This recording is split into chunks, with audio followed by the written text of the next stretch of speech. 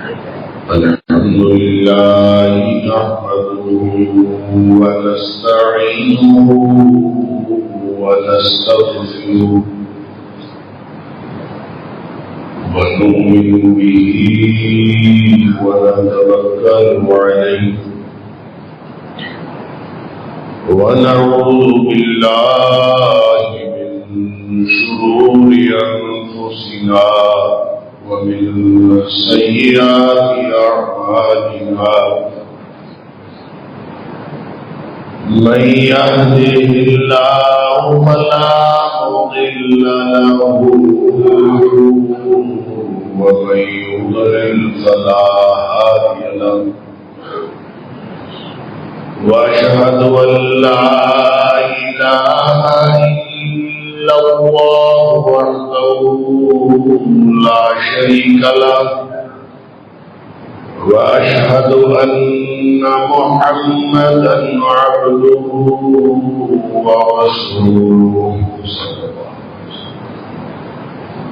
أرسله بالحق بشيرا ونذيرا بين يدي الساعة فمن يطع الله ورسوله فقد رشد واهتدى ومن يعص الله ورسوله فقد ضل وغوى فإنه لا يضر إلا نفسه ولا يضر الله شيئا نسأل الله ربنا أن يجعلنا ممن يطيعه ويطيع رسوله ويتبع رضوانه ويجتنب سخطه فإنما نحن به بلاء أما بعد فإن خير الحديث كتاب الله وخير الهدي هدي محمد صلى الله عليه وآله وسلم وشر الأمور محدثاتها وكل محدثة بدعة وكل بدعة ضلالة وكل ضلالة في النار فأعوذ بالله السميع العليم من الشيطان الرجيم من همزه ونفخه ونفثه بسم الله الرحمن الرحيم وما لكم لا تقاتلون في سبيل الله وما لكم لا تقاتلون في سبيل الله والمستضعفين من الرجال والنساء والبلدان الذين يقولون ربنا أخرجنا من هذه القرية الظالم أهلها واجعل لنا من لدنك وليا واجعل لنا من لدنك نصيرا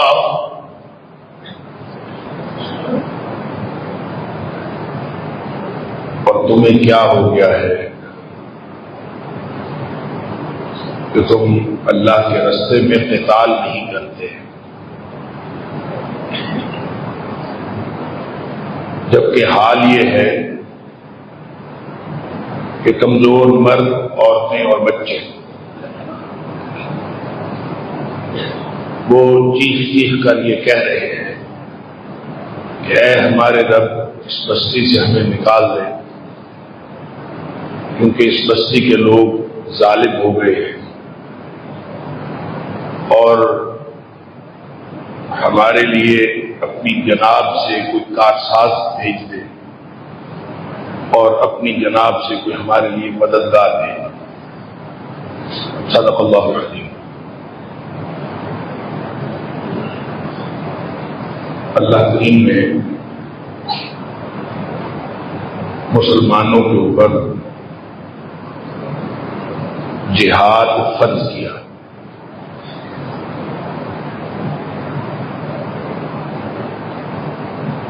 لیکن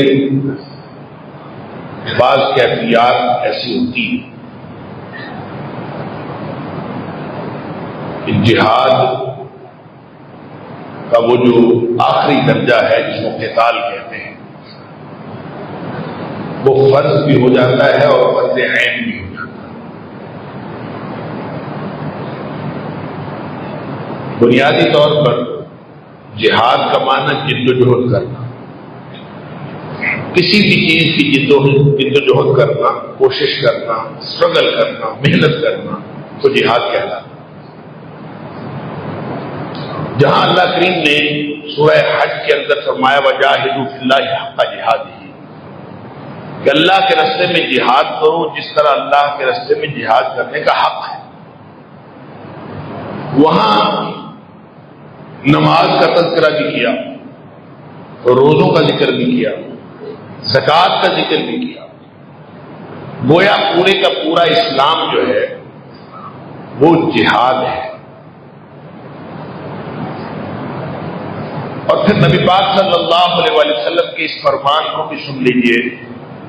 کہ آپ نے فرمایا المجاہد من جاہد نفسہ فی طاعت اللہ۔ اصل مجاہد وہ ہے جو اپنے نفس کے خلاف جہاد کرتا ہے اللہ کی اطاعت، اور وہ اپنے نفس کو پچھاڑ لیتا ہے کہ تیری بات نہیں ماننی، میں نے اللہ کی رضا کے لیے زندگی گزارنی ہے، میں نے اللہ کی بات مانی، وہ بھی مجاہد۔ لہذا نفس کی اصلاح سے لے کر اپنے زندگی کے معمولات اسلام میں بنانے تک، اور پھر اپنی زندگی کے معمولات اسلام کے مطابق بنانے سے لے کر پوری زندگی، پورا معاشرہ اللہ اور اس کے رسول صلی اللہ علیہ وسلم کی فرما برداری کے مطابق بنانے تک یہ سارا جہاد ہے۔ لیکن اس کا ایک حصہ ایسا ہے جو جہاد ہی ہے، لیکن وہ جہاد کا سب سے ٹاپ موسٹ، سب سے آخری درجہ ہے، وہ ہے قتال۔ قتال کا مطلب ہے مقاتلہ کرنا، ایک دوسرے سے لڑنا، قتال کرنا، مارنا ایک دوسرے کو۔ اور یہ خاص مواقع کے اوپر فرض ہوتا ہے۔ ہر وقت ایک دوسرے کو مارنا یا کسی کافر کو بھی مارنا یہ درست نہیں۔ 3 صورتیں ہیں جو اللہ کریم نے، ویسے تو جہاد کے بارے میں احکام بہت سارے احکام ہیں، لیکن فرضیت جہاد کی 3 صورتیں۔ ایک صورت جو اللہ کریم نے سورہ بقرہ کے اندر فرمائی، سورہ بقرہ کی آیت نمبر 190، وَقَاتِلُوا فِي سَبِيلِ اللَّهِ الَّذِينَ يُقَاتِلُونَكُمْ، ان سے قتال کرو جو تمہارے ساتھ قتال کرتے ہیں، جو تمہارے ساتھ لڑتے ہیں تم ان کے خلاف لڑو۔ اس کا مطلب یہ ہے کہ مسلمانوں کی کسی بستی کے اوپر کوئی انویڈر آ کے حملہ کر دے، کوئی حملہ آور آ کے حملہ کر دے اور ان کے ساتھ لڑائی انیشیٹ کر دے، لڑائی کو شروع کر دے، تو مسلمانوں کے اوپر فرض ہو جاتا ہے کہ اس قتال کا جواب دیں اور اس کے خلاف لڑیں۔ دوسری صورت وہ ہے جو اللہ کریم نے سورہ حج کی آیت نمبر 39 کے اندر فرمائی، أُذِنَ لِلَّذِينَ يُقَاتَلُونَ بِأَنَّهُمْ ظُلِمُوا، اور یہ جو دوسری صورت میں عرض کر رہا ہوں یہ نزول کے اعتبار سے پہلی صورت ہے کہ جن لوگوں کے اوپر ظلم ہو رہا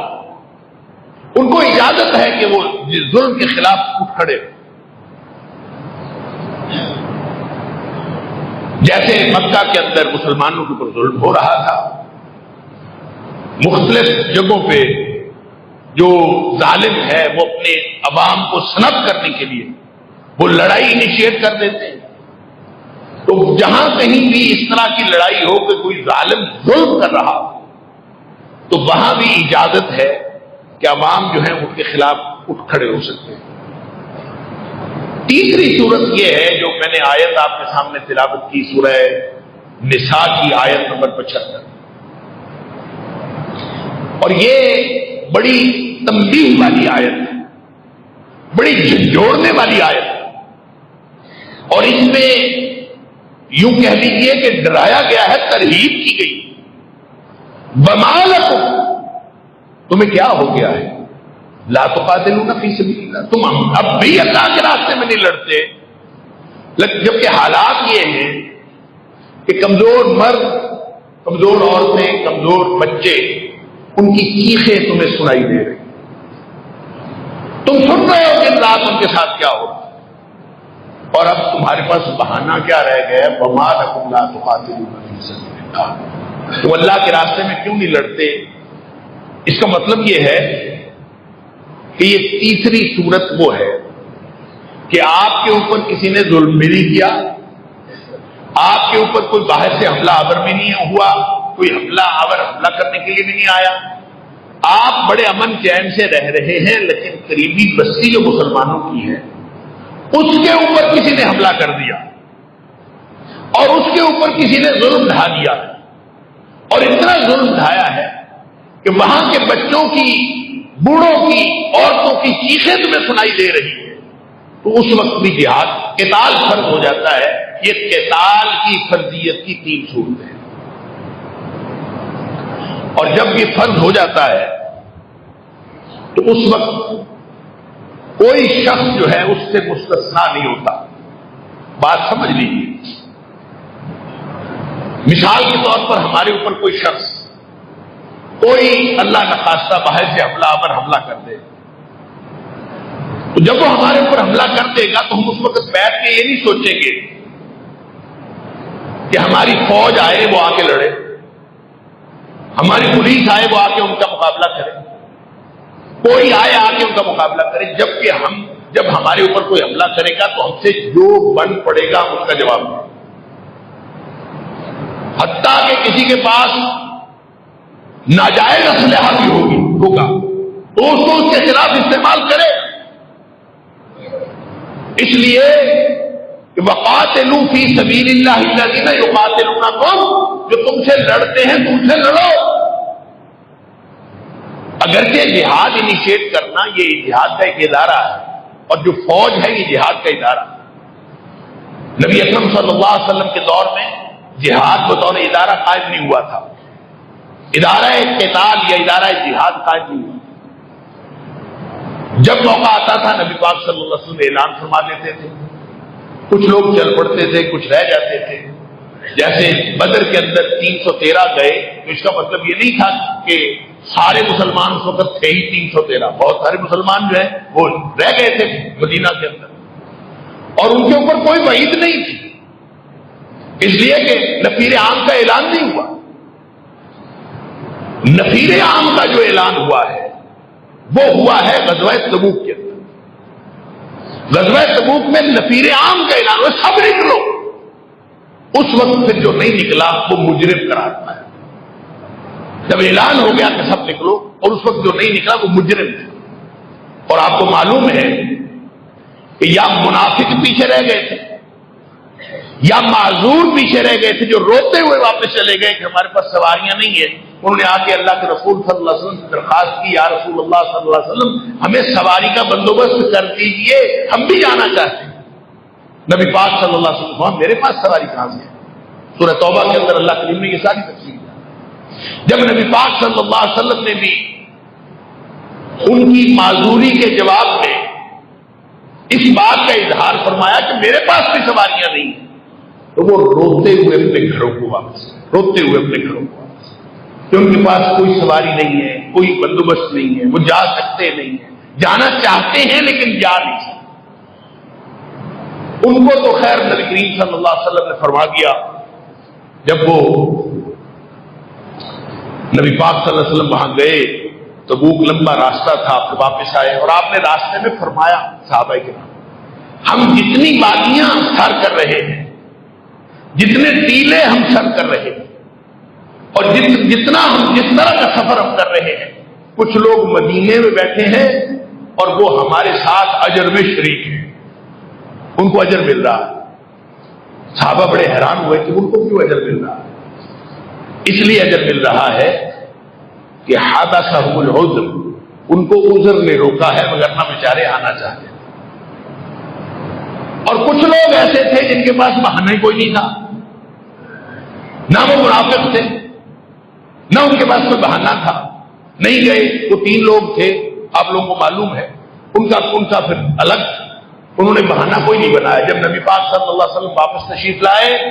تو منافقین بہانے بنا بنا کے معافیاں لے کے جا رہے تھے۔ انہوں نے اس وقت بھی بہانہ نہیں بنایا، بہانہ بنا سکتے تھے، انہوں نے کوئی بہانہ نہیں بنایا، تو نبی پاک صلی اللہ علیہ وسلم نے ان کا معاملہ مؤخر کر دیا۔ 50 دن تک ان کے ساتھ بائیکاٹ رہا، اور بڑا سخت بائیکاٹ رہا، بہت پریشانی ان کو آئی۔ 50ویں دن جا کے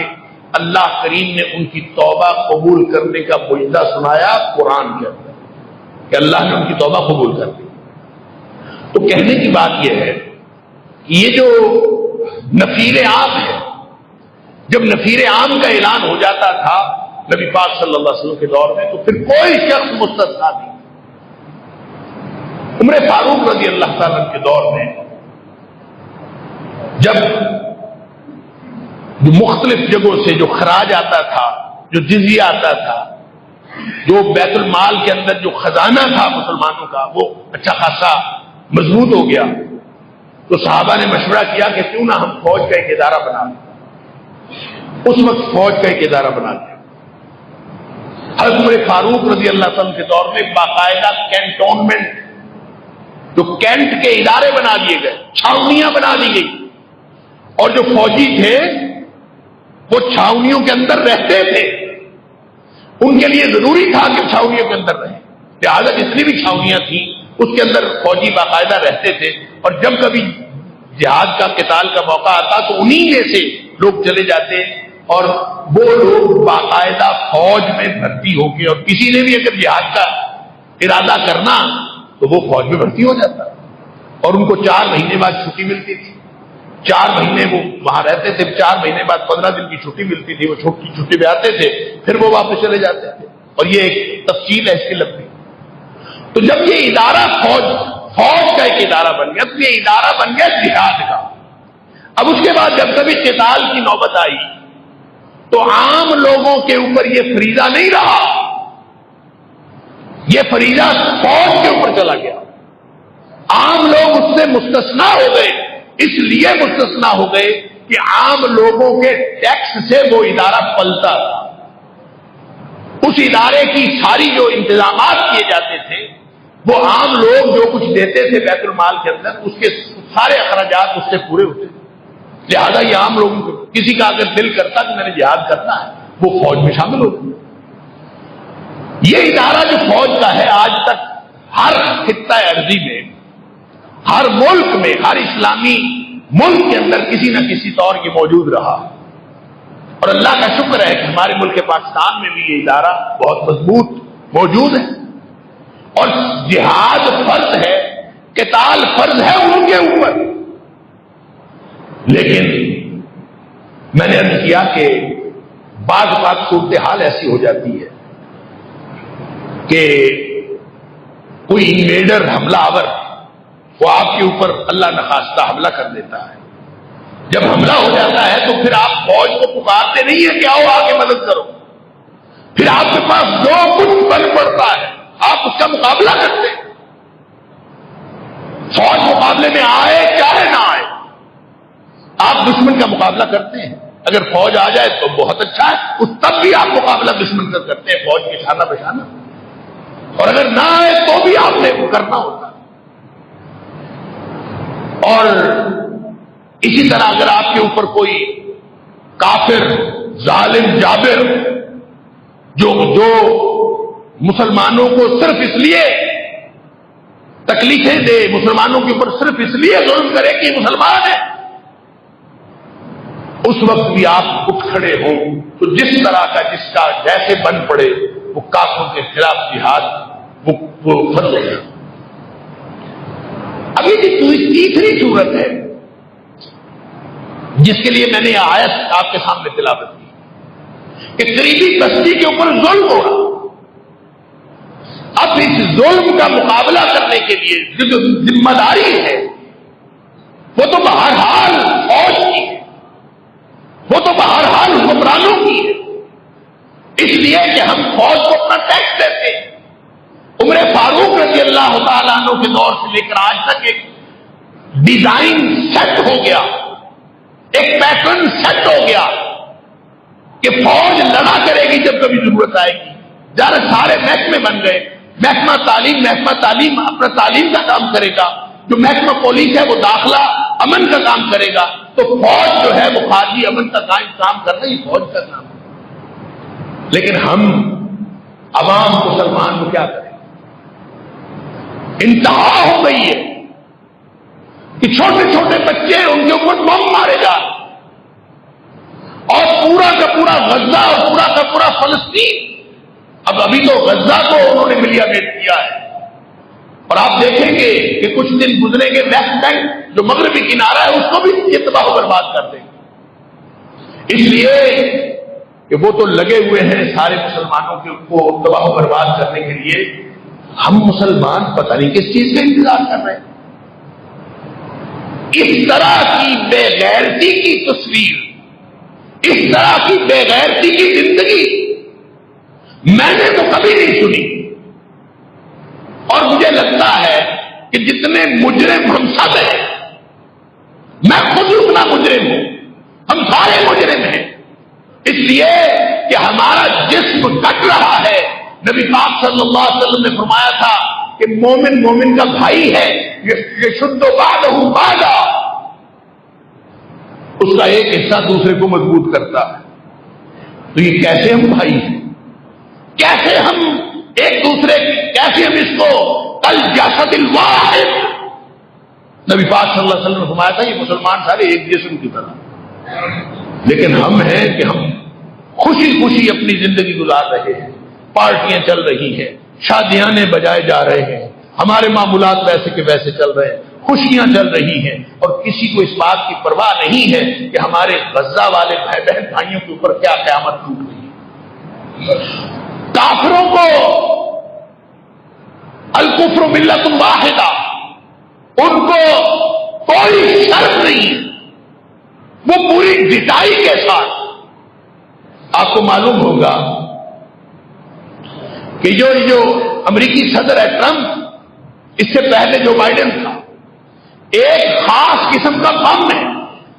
MK-48، وہ جو بائیڈن نے دینے سے انکار کر دیا تھا، اسے پابندی لگائی تھی، اس نے کہا تھا یہ بم ہم نے نہیں دینا،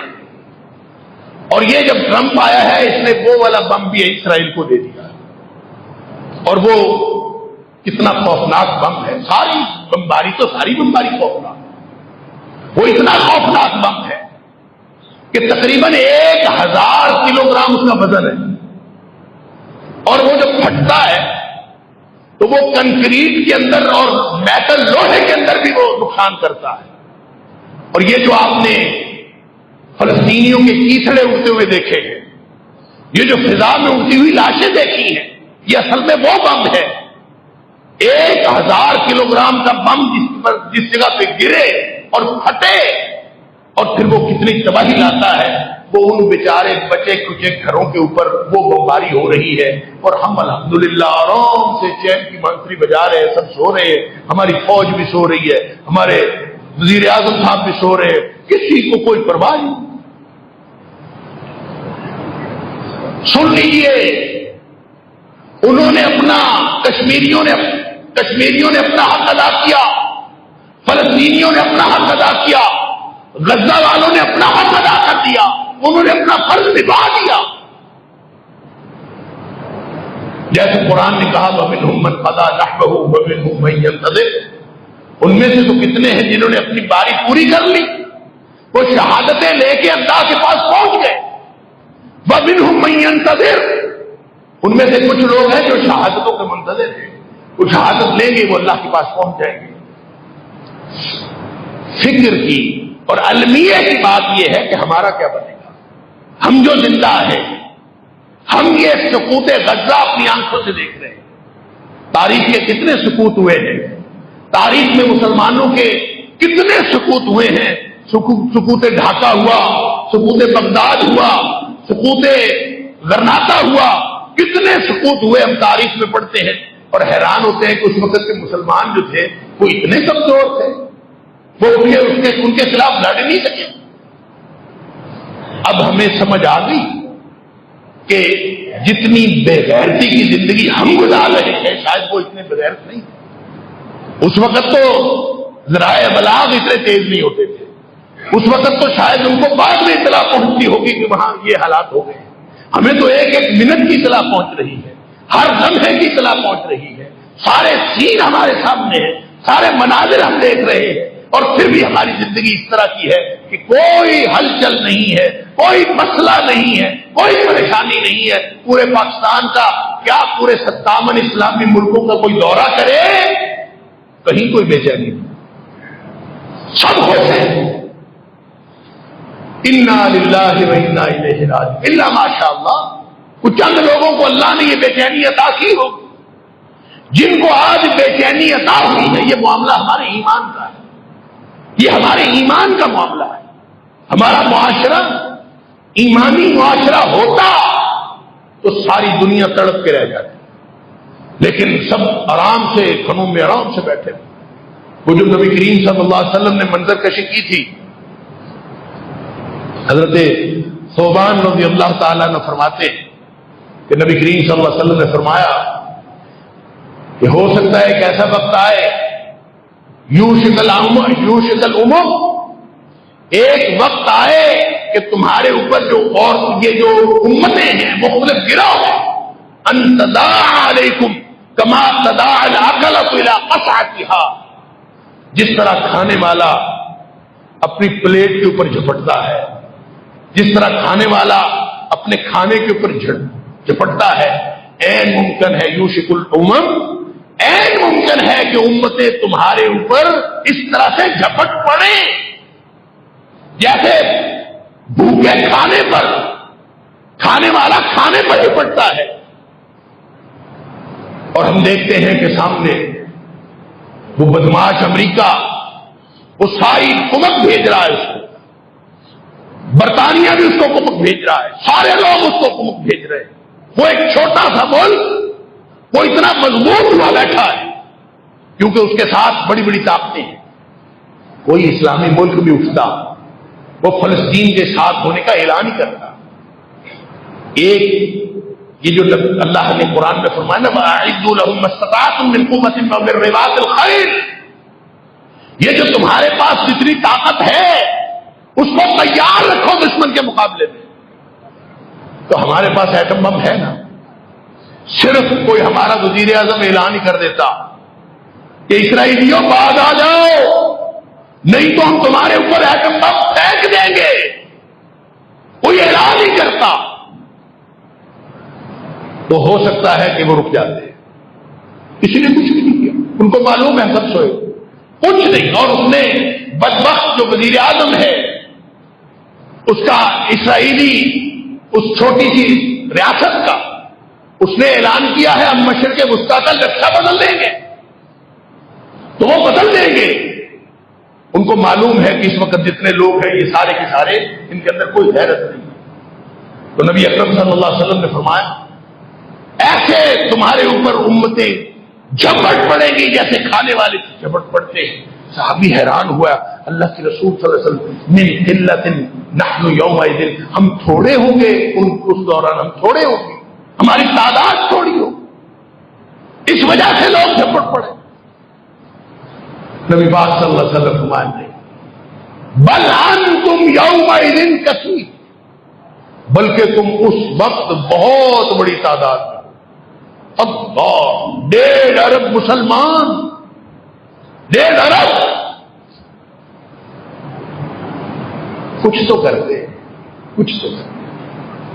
کہتے ہیں کہ جب آخری مارکا ایرانیوں کے ساتھ ہوا ہے نا، تو مسلمان دریا کے ایک کنارے پہ تھے،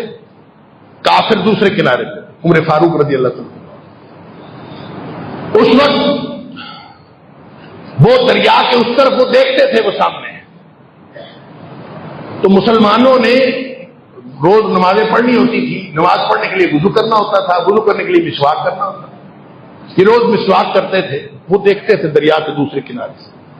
کہ یہ روزانہ دانت تیز کرتے ہیں، پتہ نہیں یہ کیا کرنے والے، یہ دانت تیز کرتے ہیں، یہ پتہ نہیں کیا کرنے والے ہیں۔ ایسا خوف، ایسی دہشت اللہ نے ان کے دلوں میں ڈال دی۔ جب مسلمانوں نے گھوڑے دریا میں ڈالے تو وہ لوگ شہر چھوڑ کے بھاگ گئے، لڑائی نہیں ہوئی وہاں۔ وہ سارے کسرا کا جو پایا تخت تھا وہ مسلمانوں نے جب فتح کیا ہے تو کوئی لڑائی نہیں ہوئی، اس لیے کہ ان کو دہشت اتنی تھی، خوف اتنے، حیران ہوتے تھے کہ یہ جو دانت روز تیز کرتے ہیں، پتہ نہیں ان کا پروگرام کیا ہے، یہ کیا کرنے والے ہیں۔ اور اللہ نے ایسی دہشت ان کے دلوں میں ڈالی کہ جب مسلمانوں نے دریا میں گھوڑے ڈالے تو وہ بھاگ کے وہ وہاں سے چلے گئے، شہر چھوڑ کے چلے گئے۔ اور مسلمان، آج کا مسلمان بھی کچھ تو کرتا، کوئی پھوکا نعرہ ہی لگاتا، کوئی پھوکی بات ہی کرتا، کوئی حکمران کوئی اعلان ہی کرتا، کہہ دیتا کہ ہم اپنے ملک کے جو 22-24 کروڑ عوام ہیں، ہم ان کے لیے راستے کھول دیں گے فلسطین کی طرف، ہم آسان کر دیں گے کہ یہ سارے جو جانا چاہیں یہ وہاں پہنچ جائے، ہم صرف فوج نہیں، ہم سارے عوام بھی وہاں پہ پل پڑیں گے۔ کوئی اعلان تو کرتے، لیکن افسوس ہے کسی نے اعلان بھی نہیں کیا۔ تو صحابی کہتا ہے من قلت یومئذ نحن، من قلت نحن یومئذ، اللہ کے رسول صلی اللہ علیہ وسلم تھوڑے ہوں گے؟ فرمایا نہیں، تم تو بہت زیادہ ہو۔ ولکنکم کغثاء، ولکنکم غثاء کغثاء السیل، تمہاری حالت یہ ہوگی جیسے سیلاب کے آگے خس و خاشاک ہوتے ہیں، جیسے سیلاب کے آگے تنکے جا رہے ہوتے ہیں، تمہاری حالت بھی یہ ہوگی، کوئی تمہاری حیثیت نہیں۔ ادھر سیلاب آیا تنکوں کو ادھر لے گیا، ادھر سیلاب آیا تنکوں کو ادھر لے گیا۔ اللہ وَلَيَنزِعَنَّ اللَّهُ مِن صُدُورِ عَدُوِّكُمْ الْمَهَابَةَ مِنكُمْ، اللہ تعالیٰ تمہارے دشمن کے دل سے تمہاری ہیبت چھین لے، تمہارے دشمن کے دلوں سے تمہاری ہیبت نکل جائے گی، کوئی خوف نہیں ہے اس کو، کوئی ڈر نہیں ہے اس کو، اس لیے کہ ان کو معلوم ہے کہ سب سوئے ہوئے ہیں، بلکہ مرے ہوئے ہیں، ان میں کوئی ہمت طاقت نہیں۔ اللہ اکبر۔ پھر نبی پاک صلی اللہ علیہ وسلم فرمایا اصل میں ایک بیماری پیدا ہو جائے گی تمہارے دلوں میں، اس کی وجہ سے سارا کچھ ہوگا، اور وہ بیماری کیا ہے؟ الوہن، تمہارے دلوں کے اندر ایک وہن کی بیماری پیدا ہو جائے۔ صحابی پوچھتا ہے اللہ کے رسول صلی اللہ علیہ وسلم یہ وہن کی بیماری کیا ہے؟ آپ نے فرمایا حب الدنیا وکراہیت الموت، دنیا کی محبت اور موت سے نفرت، لہذا کوئی مرنا نہیں چاہتا، جب کوئی مرنا نہیں چاہتا تو کوئی لڑنا بھی نہیں چاہتا، اس لیے یہ سارے حالات ہوئے ہیں۔ اگر موت تو اسی وقت آنی ہے جب اللہ نے لکھی، میں اور آپ ہم اپنے حکمرانوں کو کہہ سکتے ہیں، ہم اپنے سپاہ سالاروں کو کہہ سکتے ہیں، اور تمہیں اللہ کا واسطہ ہے کوئی اعلان ہی کر دو، کوئی بات ہی کر دو، نہیں لڑنا چاہتے نہ لڑو، تمہاری ہزار مجبوریاں ہوں گی، ہمیں نہیں پتا تمہاری کیا مجبوریاں ہیں، لیکن کوئی اعلان تو کرو تاکہ کم از کم ہم اللہ کے ہاں قیامت کو جواب دینے کے قابل ہو جائیں۔ وگرنہ یاد رکھو میں اور آپ تو مجبور ہیں، ہم شور مچا سکتے ہیں، ہم شور مچا رہے ہیں، ہم نے 1000 دفعہ شور مچائے، ہم نے دعاؤں میں ان کو یاد رکھا، ہم نے جو ان مصنوعات کا بائیکاٹ کیا جو امریکی ہو یا کسی بھی ملک کی ہو، جن کا براہ راست یا بالواسطہ فائدہ اسرائیل کو پہنچتا ہے، ہم نے ان مصنوعات کا بائیکاٹ کیا، اور جنہوں نے نہیں کیا وہ کچھ غیرت کرے وہ آج ہی بائیکاٹ شروع کرے۔ یعنی مسلمانوں میں بے غیرتی کی انتہا ہے۔ آج بھی جا کے دیکھیں میکڈونلڈز کے اندر اور KFC کے اندر پھر بھی لوگ بیٹھے اور یہ بھی مسلمان کہلاتے ہیں۔ ہم اتنی غیرت نہیں کر سکتے، اتنی بے غیرتی ہے کہ ہم ایک اپنا چسکا نہیں چھوڑ سکتے، ایک چسکا نہیں چھوڑ سکتے۔ یہ تو کم از کم چھوڑیں، یہ تو کریں، کچھ نہ کچھ تو کریں۔ تم اللہ کو قیامت والے دن جواب دینے کے لیے تیار رہیں۔ اگر جو کچھ ہم کر سکتے تھے ہم نے نہیں کیا، جنگ مسلط کرنا، جنگ انیشیٹ کرنا، اس کے اندر جا کے اپنا کردار ادا کرنا، یہ حکمرانوں کا کام ہے۔ ہم حکمرانوں سے کہتے ہیں کہ اگر وہ خود نہیں جا سکتے، ہمارے سپہ سالار خود نہیں لڑ سکتے، عوام کے لیے کوئی راستہ آسان بنا دیں، عوام کو وہاں جانے دیں۔ ہم شاید فلسطینیوں کی تکلیفوں میں کوئی کمی نہ کر سکیں، لیکن ہم وہاں جا کے اگر شہید ہو جائیں گے تو قیامت کو اللہ کو جواب دینے کے قابل ہو جائیں گے۔ وگرنہ تو یہ بے غیرتی کی زندگی ہے۔ اللہ تعالیٰ ہم نے غیرت بھی عطا فرمائے اور دینی اور ملی حمیت والے اور دینی غیرت والے حکمران بھی عطا فرمائے، اور اللہ تعالیٰ ہمارے سپہ سالاروں کو بھی ہدایت نصیب فرمائے کہ وہ کوئی ایسا اقدام کرے کہ ادھر فلسطینیوں کو بھی فائدہ ہو اور ادھر ہم بھی قیامت والے دن اللہ کو جواب دینے کے لیے تیار ہو۔ اگر حکمران کوئی ایسا کچھ نہیں کرتے تو میں ہمیشہ یہ بات کرتا ہوں تو پھر جواب تیار رکھیں، انہوں نے قیامت والے دن اللہ کو کیا جواب دینا۔ میں اور آپ جو کچھ کر رہے، میں اور آپ جو کچھ بھی کر رہے، ہمارے اس عمل کے نتیجے میں اگر کوئی نقصان فلسطینیوں کا ہو رہا ہے تو ہم بھی پکڑے جائیں گے قیامت والے دن۔ ہم اپنا چسکا ہی نہیں چھوڑ سکتے۔ کم از کم یہ لسٹ ساری نیٹ کے اوپر موجود ہے، وہ کون کون سی کمپنیاں ہیں جس کا براہ راست یا بالواسطہ فائدہ اسرائیل کو پہنچتا ہے۔ تو اس کا مطلب ہے آپ اپنے چسکے کے لیے کوئی چیز کھاتے یا پیتے ہیں، وہ کم از کم اس گولی کا حصہ بنتی ہے جو جا کے فلسطینیوں کو لگتی ہے۔ تو دیکھ لیجئے، اگر اتنی ہی غیرت ہے ہم میں تو ہم بھی پکڑے جائیں گے، ہم بھی مجرم ہیں قیامت والے دن۔ اللہ تعالیٰ مجھے اور آپ کو، ہم سب کو وہ دین کی غیرت اور وہ ملی حمیت عطا فرمائے